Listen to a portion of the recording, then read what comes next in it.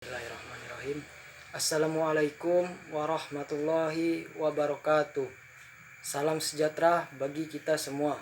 Perkenalkan, nama saya Muhammad Akram dengan NPM A1A0200021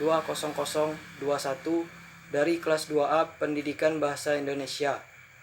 Yang saya hormati Bapak Rio Kurniawan MPD selaku dosen pengampu mata kuliah keterampilan berbicara serta teman-teman yang berbahagia. Pertama-tama, marilah kita panjatkan puja dan puji syukur kita terhadap kehadirat Allah Subhanahu wa Ta'ala, karena berkat rahmat dan hidayahnya kita dapat berkumpul dalam keadaan sehat walafiat. Dan tak lupa pula, marilah kita kirimkan sholawat beriring salam kepada junjungan kita Nabi Muhammad Sallallahu Alaihi Wasallam, yang telah membawa kita dari zaman jahiliyah menuju zaman yang terang benderang seperti yang kita rasakan pada saat sekarang ini. Para hadirin sekalian yang berbahagia, pada kesempatan kali ini izinkan saya untuk menyampaikan pidato singkat yang bertemakan tentang pendidikan dalam era pandemi COVID-19. Pendidikan merupakan suatu proses untuk meningkatkan ilmu dan keterampilan. Pendidikan bukan hanya sekedar mentransferkan ilmu dari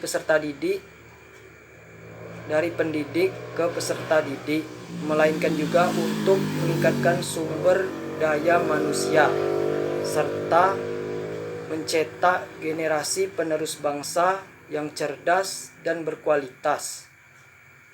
Pendidikan memegang peranan penting dalam kehidupan berbangsa dan bernegara, karena dari sinilah cita-cita dan masa depan suatu bangsa akan diteruskan oleh generasi mudanya. Adapun tujuan pendidikan ialah untuk mencerdaskan kehidupan bangsa dan mengembangkan sumber daya manusia di Indonesia dengan semaksimal mungkin. Kondisi pandemi COVID-19 ini sangat berdampak pada dunia pendidikan di Indonesia. Pandemi ini secara tidak langsung telah mengubah paradigma pendidikan dan mengakibatkan pendidikan kehilangan relevansinya.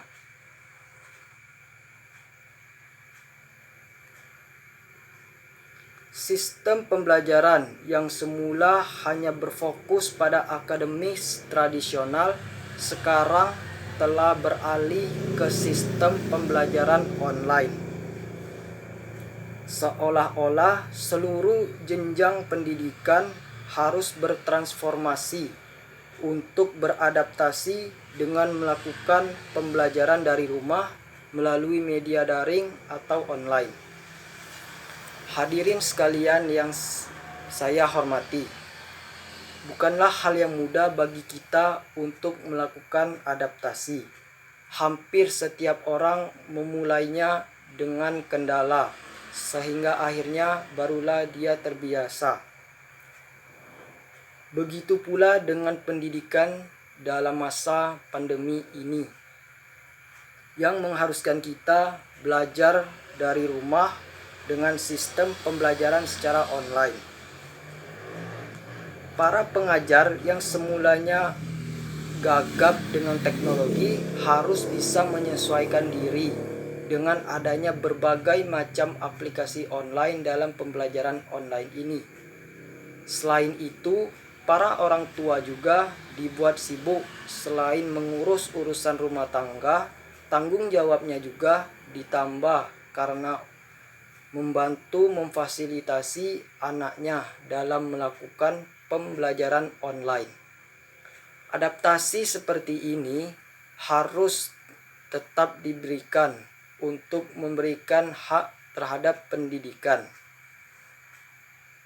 Selama ini pembelajaran online hanya dianggap sebagai perangkat teknis, belum dianggap sebagai cara berpikir paradigma pembelajaran.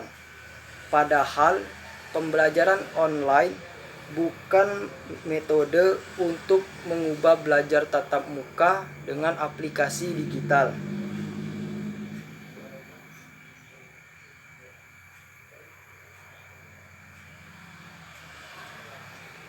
Dan bukan pula membebani para siswa dengan memberikan tugas yang menumpuk setiap harinya. Pembelajaran online ini harusnya mendorong para siswa untuk lebih kreatif dalam mengakses sebanyak mungkin yang berkaitan dengan sumber pengetahuan, menghasilkan wacana, menghasilkan karya, menambah wawasan, serta mencetak para siswa untuk menjadi pembelajar sepanjang hayat.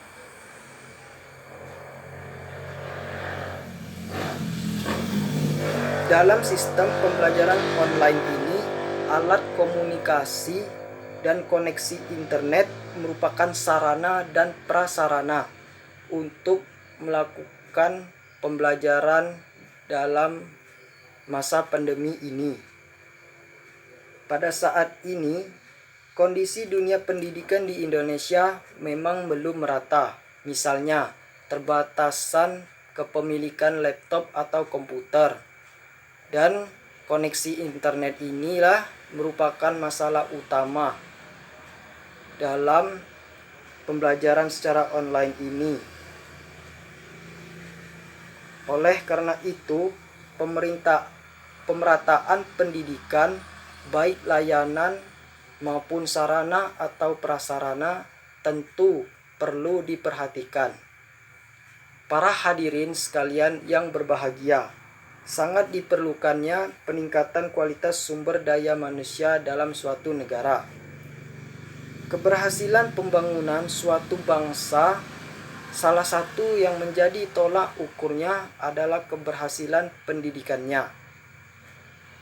Melalui pendidikan akan melahirkan generasi penerus yang cerdas, intelektual, emosional, terampil, dan mandiri, guna untuk mencapai pembangunan bangsa.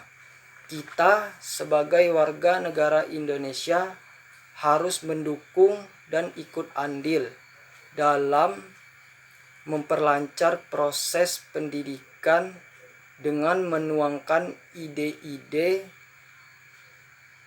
yang dapat mengatasi berbagai masalah atau kendala dalam kebijakan pembelajaran online ini.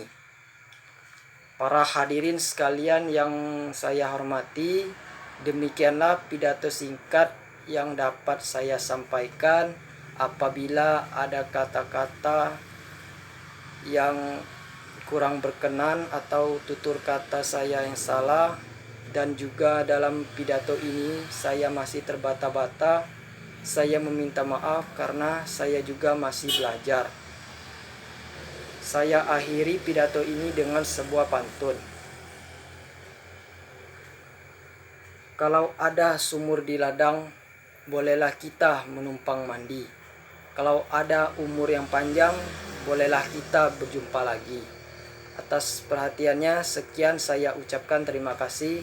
Wassalamualaikum warahmatullahi wabarakatuh.